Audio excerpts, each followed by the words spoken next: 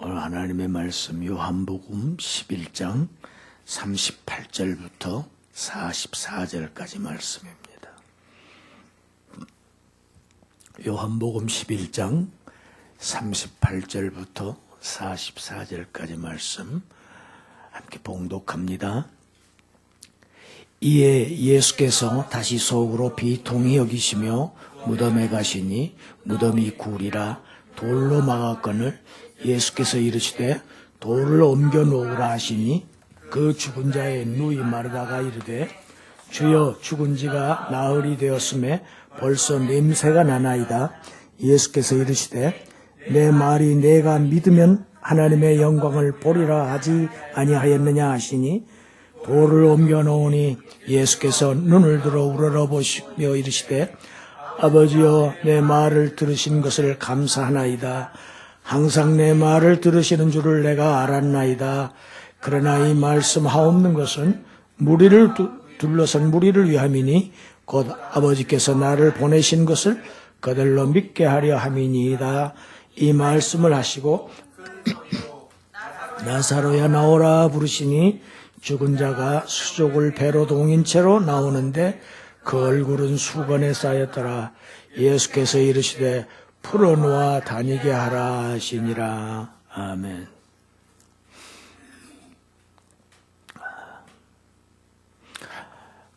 마르다가 예수님께서 오신다는 소식을 듣고 그래도 기대를 가졌던지 급히 예수님을 맞으러 나갑니다.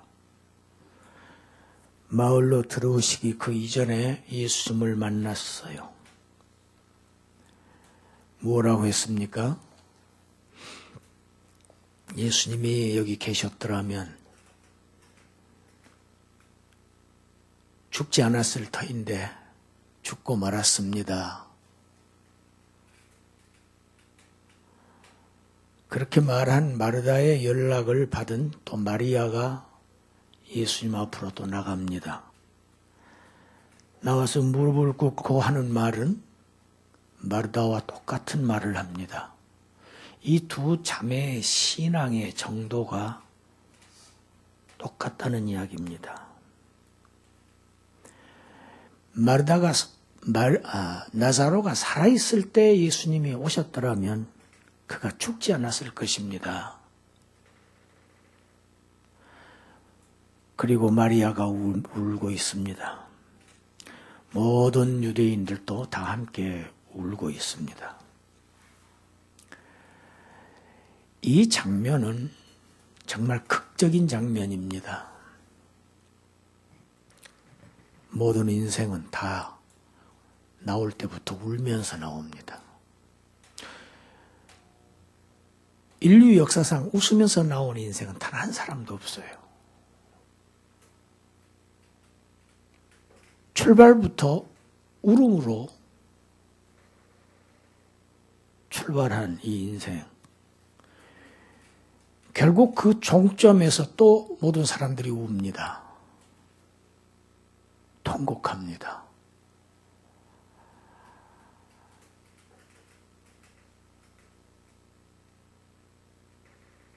이 울고 있는 모습을 보신 예수님께서 비통히 여기시고 불쌍히 여기시고 예수님도 눈물을 흘리셨다고 기록되어 있습니다. 여기 비통히 여기셨다는 말씀은 분노의 감정을 표현한 용어입니다. 이들의 믿음 없음을 보고 분노하셨다 이렇게 주석하는 분들도 있지만 본문의 문맥상 그것은 적합하지 않아 보입니다. 왜 인생에게 죽음이 임했는가? 죄로 인해서 사망이 왕노릇하고 있는 이 폭군처럼 지금 위세를 떨치고 있는 이 사탄의 이 흉계가 예수님은 분노할 수밖에 없었던 것입니다. 세상에 죽음이 온 것은 이 세상에 죄가 들어왔기 때문입니다. 시작은 죄였습니다. 그 결론이 죽음입니다. 여러분, 우리네 주변을 보면 여러 가지 각종 질병들이 아주 난무합니다. 요즘에는 의사들이 병명을 지어내기도 전에, 균의 이름을 짓기도 전에 생겨나는 병들이 하루에 수십 개씩 생겨난다고 합니다. 약이 없는 병들이 너무 많아요.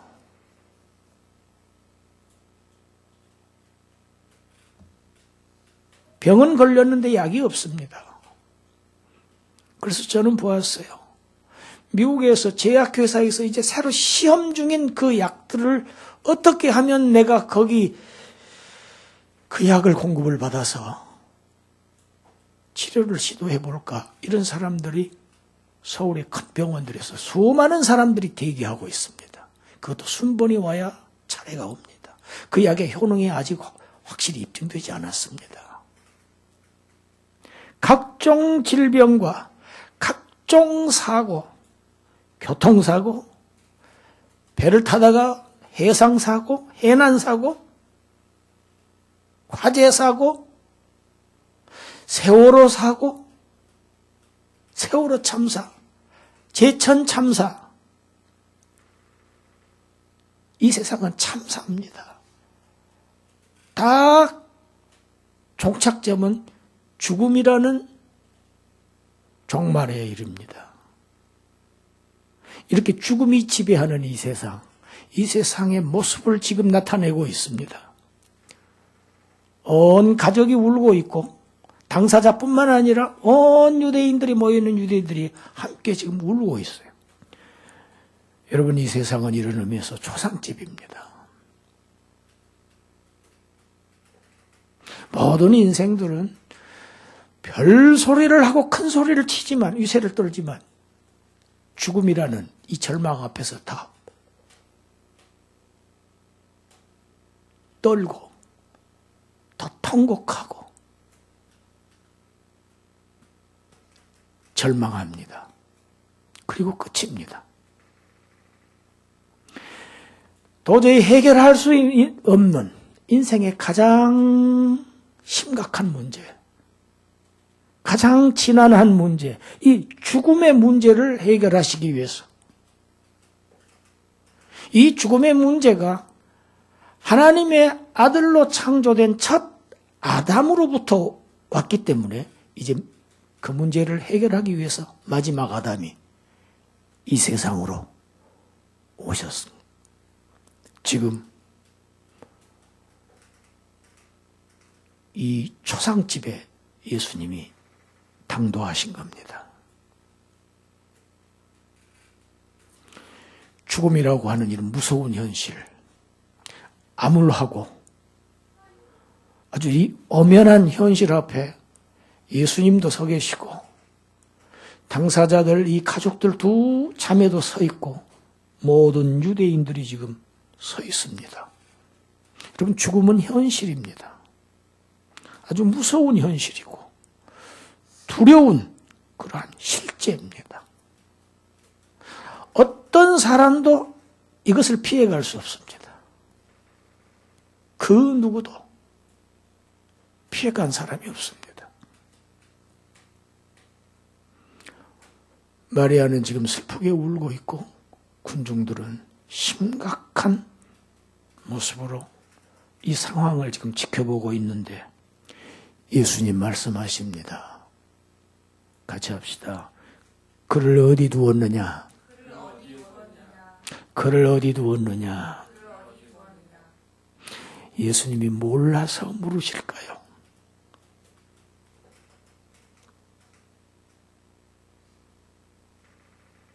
모든 인생들에게 묻고 계시는 물음입니다. 너희들의 결론이 무엇이냐죠. 종착점이 어디냐? 죽음 아니냐? 무덤 속 아니냐? 죄의 결과로 이제 종착점이 다 보이지 않느냐? 지금 살아있을지라도. 결국은 모든 인생은 지금 살아서 움직이는 것 같지만 다 무덤 속에 있으나 다름없어. 주님이 보시기에는 지금 그 말씀이시에요. 함께 도착해 본 현장이 어떻습니까?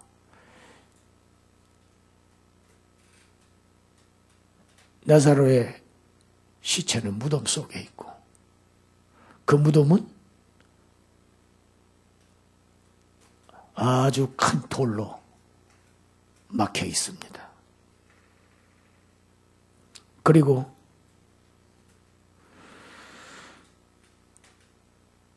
이 현상 보면 이미 시체가 무덤 속에 굴 속에 놓여 있고 그 굴이 돌로 막혀져 있다는 것이 무엇을 상징합니까? 어찌할 수 없답니다.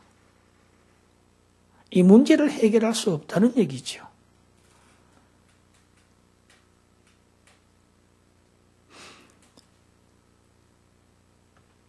예수님께서 말씀하십니다. 같이 합시다. 돌을 옮겨 놓으라. 돌을 옮겨 놓으라. 이건 예수님의 부탁이 아닙니다. 명령입니다. 명하시는 겁니다.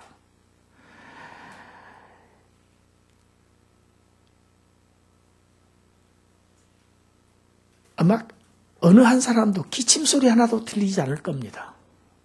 지금 이 현장의 모습이. 마르다가 반대합니다. 이의를 제기합니다.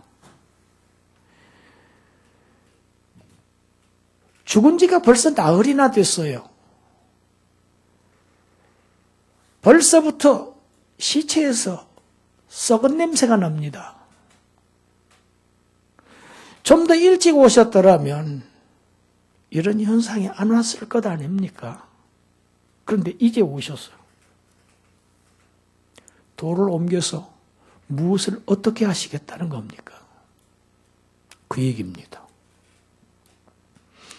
죽은 지가 나흘이므로 벌써 냄새가 납니다. 소용없습니다. 예수님. 쓸데없는 일 하지 마세요. 마르다는 지금 예수님을 믿고는 있습니다. 이 앞에 행동을 말하는 걸 봐서는 믿고는 있어요. 그러나 그의 믿음은 병을 고치는 예수님을 믿고 있습니다. 그러나 죽은 자를 살리시는 예수님은 믿지 못하고 있습니다. 이것이 마리아와 마르다의 믿음의 정도고 한계입니다. 모든 생명을 가진 존재는 일단 한번 죽으면 다시 살 수 없다. 이것은 상식입니다. 과학 이전의 상식입니다. 모든 사람들은 이것을 믿습니다. 이것 외에는 믿지 않습니다. 예수가 하나님의 아들이다. 신이시다. 예수는 그 안에 생명을 가지신 존재다. 태초부터 천지 우주 만물을 창조할 때 생명이 없었을 때에 생명을 창조하신 바로 그 창조주 하나님이시다. 이거를 믿지 않습니다. 부활을 믿지 못하는 신앙은 천지 창조의 신앙이 없기 때문입니다. 무에서 유를 창조하신 하나님의 그 생명의 능력을 믿지 못합니다.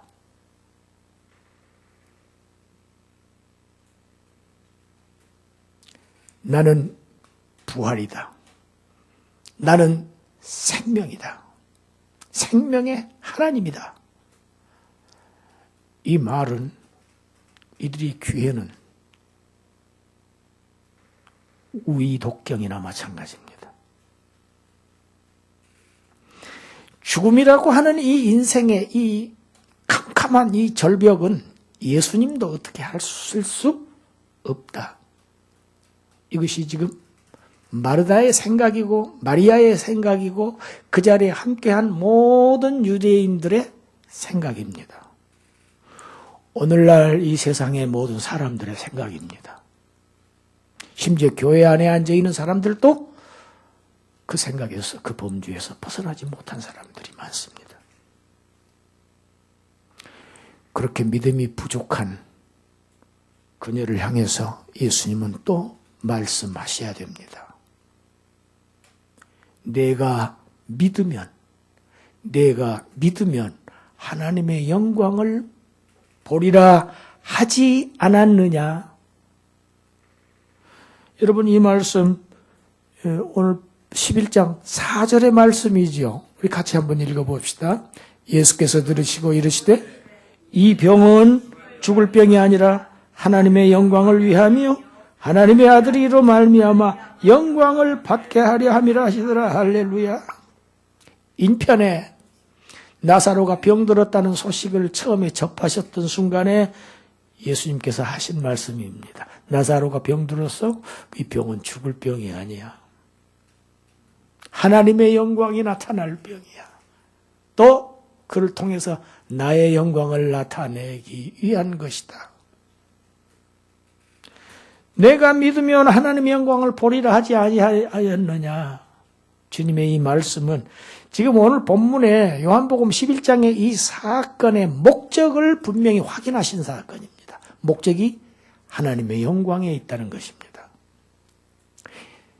하나님의 아들의 영광을 나타내는데 목적이 있다는 것을 말씀하신 것이고, 동시에 25절, 26절에 나는 부활이요 생명이니 나를 믿는 자는 죽어도 살겠고 무릇 살아서 나를 믿는 자는 영원히 죽지 아니하리니 이것을 내가 믿느냐?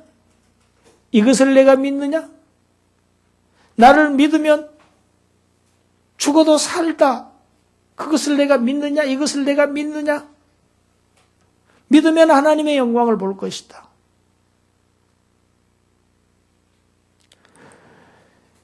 오늘 본문에서 우리는 믿음이 무엇인가 하는 걸 보게 됩니다. 믿음은 무엇을 바라볼 것인가, 어디를 볼 것인가의 문제입니다. 방향의 문제죠. 무엇을, 어느 쪽을 볼 것인가. 하나님의 아들을 바라볼 것인가? 아니면 무덤 속에 있는 시체를 바라볼 것인가?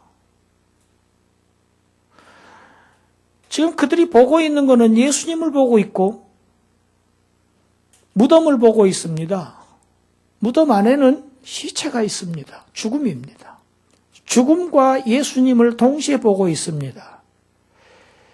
이것이 지금 요한복음 11장에서 나타나고 있는 이 현상,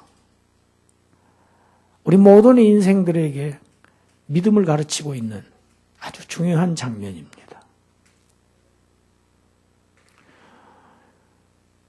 현실을 보면 죽음입니다. 엄연한 현실입니다. 그것은 불가항력적인 것처럼 보입니다. 죽음이죠. 그러나 하나님의 아들을 바라보면 거기에는 죽어도 살겠고가 있습니다. 죽어도 살겠고, 그 하나님을 바라보고 죽어도 살 때에 하나님의 영광이 나타난다는 겁니다. 그것을 하나님의 영광이라고 합니다.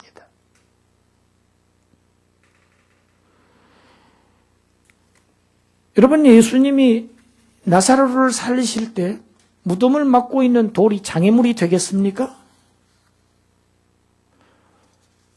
아니, 죽은 자를 살리실 수 있는 능력이 있으시고 태초에 천지를 창조하신 그 창조주 하나님이 지금 일개 돌 하나 때문에 하나님의 일을 못 하신다고요? 그러실 리 없지요. 왜 굳이 앞에 서 있는 사람들을 향해서 이 돌을 옮겨 놓으라고 명하시는 겁니까? 여기에서 우리는 주님께서 일하시는 방법을 우리는 볼 수 있습니다. 주님은 우리의 믿음을 통해서 일하십니다. 이것이 주님께서 일하시는 방식입니다. 우리의 개인의 문제, 정말 죽은 것 같은 문제가 있을 수 있습니다. 영혼들을 살려내야 하는 우리 교회의 사명, 교회의 일들, 주님은 다 우리들의 믿음을 통해서 일을 하십니다. 이것이 나타난 것이 돌을 옮겨 놓으랍니다. 사람들은 무덤 앞에 가만히 서서 예수님께서 하시는 이 부활의 현장을 구경만 하고 있는 구경꾼이어서는 안 된다는 이야기입니다. 그렇게 해서는 하나님의 영광이 나타나지 않는다는 것입니다. 그렇게 일하시지 않는다는 이야기입니다. 오늘날 신자인 우리들이 주목해야 할 부분입니다. 이 돌을 옮겨 놓으면 주님께서 나사로를 살리십니다. 그 믿음을 가지고 그러나 그 돌을 옮겨 놓으려고 하면 주님에 대한 믿음이 선행되어야 합니다. 이분은 하나님의 아들이시다. 그걸 믿는 사람이 돌을 옮기죠. 지금 마르다에게는 그 믿음이 없어서 지금 반대하고 있습니다. 이의를 제기하고 있습니다. 이 돌을 내가 옮겨 놓으면 말씀하셨으니까, 저분이 말씀하셨으니까, 저분의 말씀대로 내가 순종하면 주님이 나사로를 반드시 살리실 것이다. 믿고 현장의 무리들과 함께 그 돌을 굴려서 옮겼습니다. 마리아와 마르다 연약한 두 여인들의 힘만으로 그 큰 돌을 옮겼을 리가 없습니다. 일은 함께 하는 것입니다. 그때 생명의 역사가 일어납니다. 믿음은 이런 의미에서 실천이고 믿음은 행동입니다. 행입니다. 행함입니다. 돌을 옮겨놓자 이제 긴장감은 더욱더 고조가 됩니다. 이제 어떻게 하실 것인가? 숨을 죽이고 무리들은 지금 예수님을 쳐다봅니다. 예수님 하시는 일 무엇을 하십니까?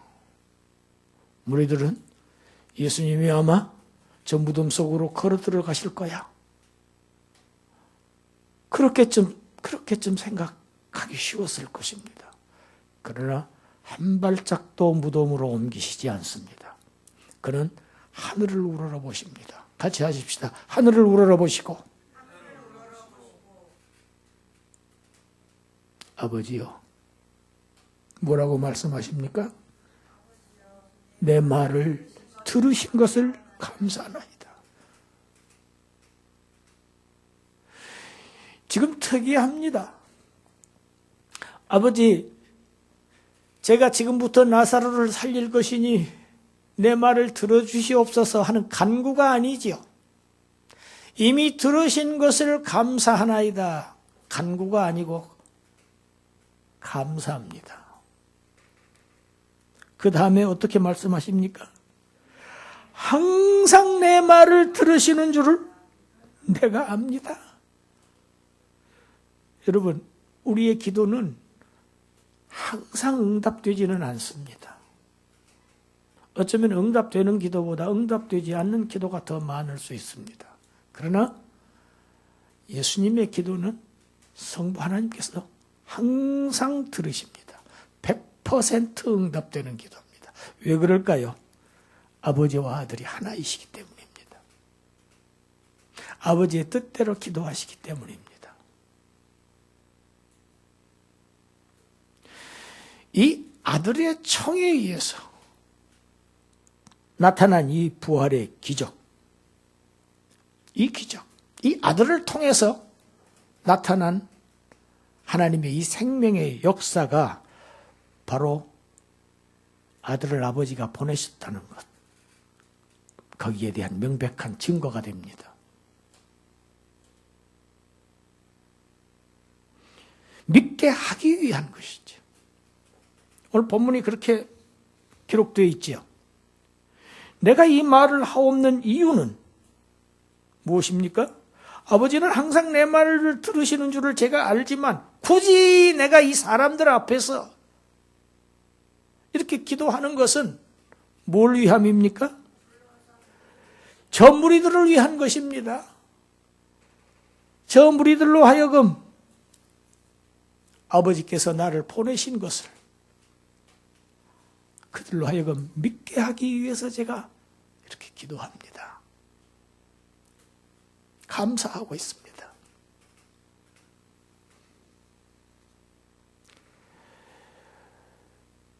부활의 기적은 우리의 믿음을 위한 것입니다.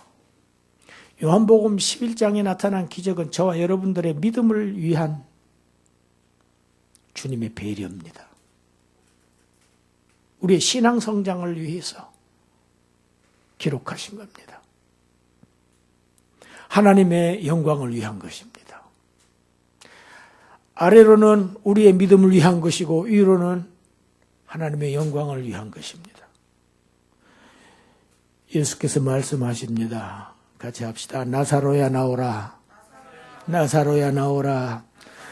여러분, 예수님의 음성은 생명의 주님의 음성에는 능력이 있습니다. 살리는 능력이 있어요. 그래서 부활하신 주님입니다. 그래서 우리가 부활합니다. 그래서 살리는 영이 되셨다고 고린도전서에 기록되어 있어요. 살리는 영이 되셨어요. 살려주는 영이 되셨어요. 우리가 잘 압니다. 요한복음 5장 25절 26절 다시 한번 읽습니다. 진실로 진실로 너희에게 이르노니 죽은 자들이 하나님의 아들의 음성을 들을 때가 오나니 곧 이때라. 듣는 자는 살아나리라. 할렐루야. 이 말씀이 입증된 겁니다. 듣는 자는 살아나리라. 예수님께서 나사로야 하고 지명하여서 부르셨다. 만약 그렇게 하지 않으셨다면 모든 죽은 자들이 그들의 무덤에서 나왔을 것이기 때문이다. 어거스틴이 그렇게 말했습니다.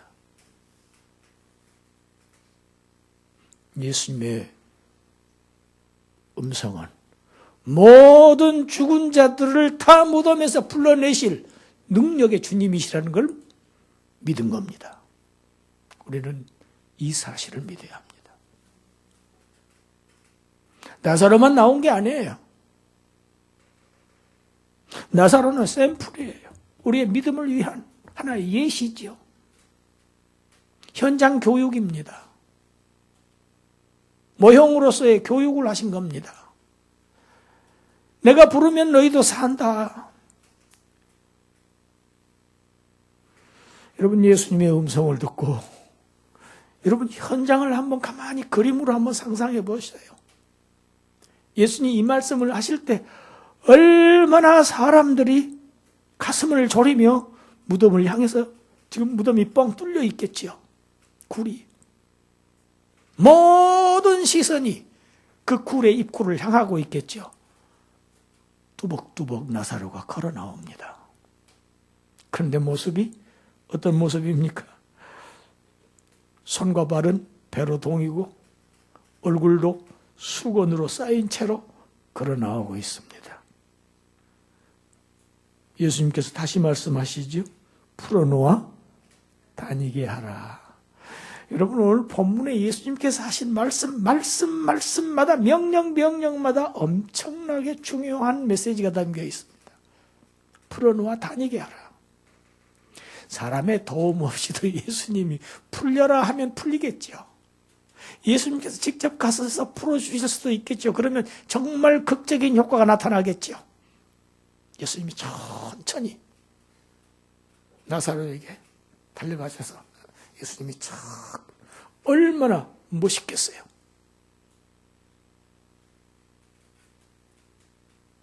그러나 역시 주님은 그렇게 하시지 않습니다. 돌을 옮겨 놓으라 하신 것처럼 사람들에게 명하십니다. 풀어놓아 다니게 하라. 너희들이 하라. 사람들에게 맡기십니다. 이 일을. 여러분, 거듭난 성도들이 온전하지 못합니다. 여전히 옛날 천을 두르고 삽니다. 찌든 옷들을 입고 삽니다. 구습, 온갖 옛 습관들, 그리고 죄악된 행동들 그대로 아직도 걸치고 있는 상태입니다. 그러나 이것들이 언젠가는 제거되어야 할 것들입니다. 누가 이것들을 풀어줄 것인가? 그것을 주님이 지금 말씀하고 계십니다. 그리스도의 능력입니다. 그런데 이 그리스도의 능력이 사람들의 순종에 의해서, 사람들의 헌신에 의해서, 성도들의 기쁨의 헌신을 통해서 주님의 능력이 나타나게 되어 있다는 것을 가르칩니다. 서로 함께 이 일을 감당해야 할 것을 지금 가르치고 계십니다. 교회에 맡기신 이 행복한 수고들 도를 옮겨놓으라, 풀어놓아 다니게 하라. 여러분, 우리가 돌을 옮기면 주님께서 살리십니다. 우리가 풀어놓으면 주님께서 자유하게 하십니다. 우리가 헌신할 때 주님의 능력이 나타납니다. 여러분, 교회는 구경꾼이 아닙니다. 단순한 수혜자가 아닙니다. 영적인 전사들입니다. 영적인 일꾼들입니다. 그것을 위해서 저와 여러분들을 부르셨습니다. 그리고 이 귀한 사명, 이 복된 수고들을 우리에게 맡기신 것입니다.